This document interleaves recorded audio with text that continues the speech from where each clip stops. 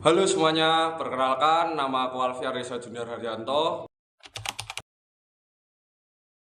Dan aku Adina Rizliani. Aku Ulkiasa Khalil Basyar.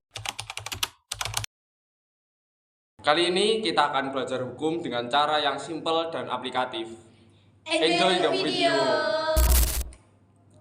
Halo Sobat Hukum, pernah nggak kamu sewa rumah, beli motor, dan kerja freelance tanpa kontrak?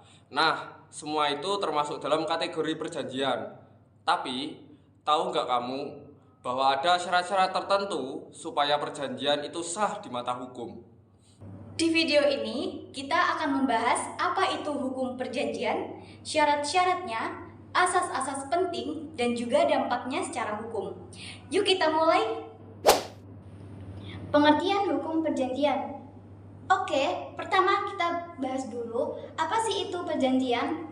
Menurut pasal 1313 Kitab Undang-Undang Hukum Perdata atau KUH Perdata, suatu perjanjian adalah suatu perbuatan dengan mana satu orang atau lebih mengikat dirinya terhadap satu orang lain atau lebih. Artinya, perjanjian adalah hubungan hukum antara dua pihak atau lebih yang saling setuju untuk melakukan atau tidak melakukan sesuatu. Misalnya, kamu setuju membeli motor dari temanmu dan kamu janji akan membayar lunas minggu depan. Itu sudah termasuk perjanjian, meskipun tidak tertulis. Hukum perjanjian ini masuk dalam hukum perdata, khususnya hukum perikatan. Tujuannya untuk melindungi hak dan kewajiban para pihak. Syarat sah perjanjian terdapat pada pasal 1320 KUH. Supaya perjanjian sah dan mengikat, ada 4 syarat sah dalam perjanjian itu. Ini penting banget ya, catat baik-baik. Kesepakatan para pihak. Untuk poin yang pertama, interpretasinya adalah harus ada persetujuan dari kedua belah pihak secara sadar tanpa paksaan, penipuan atau kekeliruan. Kecakapan untuk membuat perikatan, ini merupakan poin yang kedua. Interpretasinya adalah artinya para pihak harus dewasa dan sehat akal. Anak-anak atau orang dengan gangguan jiwa tidak bisa membuat perjanjian yang sah. Yang ketiga adalah suatu hal tertentu. Interpretasinya yang adalah maksudnya objek perjanjian harus jelas. Misalnya membeli mobil, ya harus jelas mobil apa, tahun berapa, dan sebagaimana. Sebab yang halal.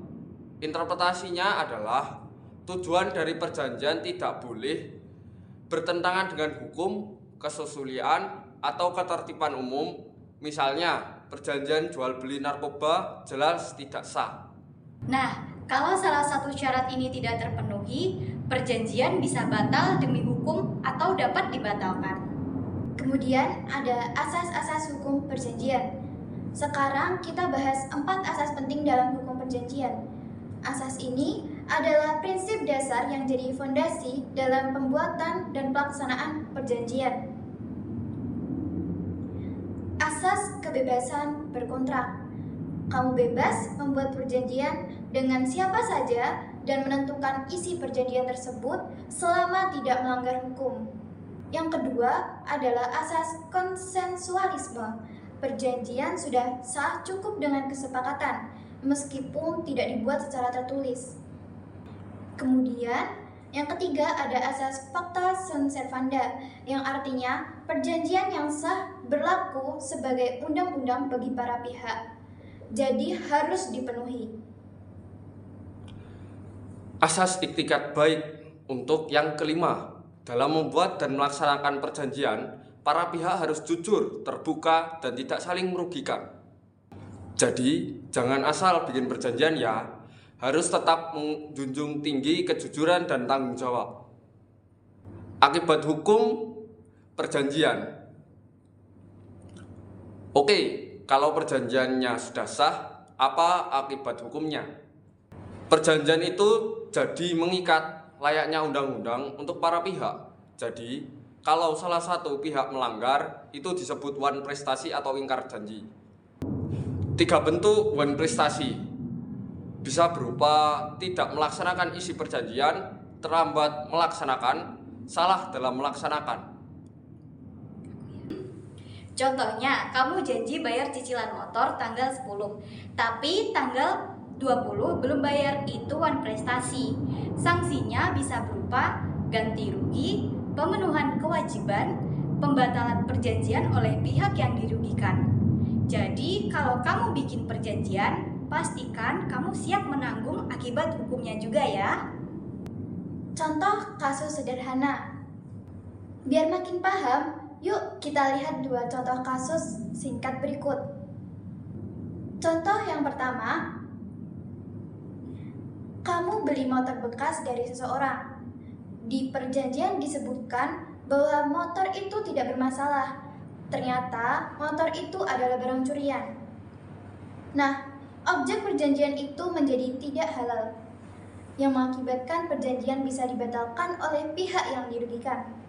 Contoh kedua, kamu kerja freelance untuk desain logo, tetapi tidak ada kontrak tertulis, tapi sudah ada kesepakatan via chat. Karena ada kesepakatan, perjanjian itu tetap sah menurut asas konsensualisme. Jadi, kamu tetap bisa menuntut hakmu kalau tidak dibayar. Kemudian, tips membuat perjanjian yang baik. Nah, gimana sih cara membuat perjanjian yang aman dan jelas? Tipsnya, buat perjanjian secara tertulis, meskipun tidak wajib, supaya lebih mudah dibuktikan. Jelaskan secara rinci tentang hak, kewajiban, waktu, dan sanksi. Gunakan bahasa yang jelas dan tidak multitafsir. Bila perlu, hadirkan saksi atau buat di depan notaris. Simpan dokumen perjanjian yang baik, jangan sampai hilang. Dengan begitu, kamu bisa terhindar dari konflik dan wan prestasi.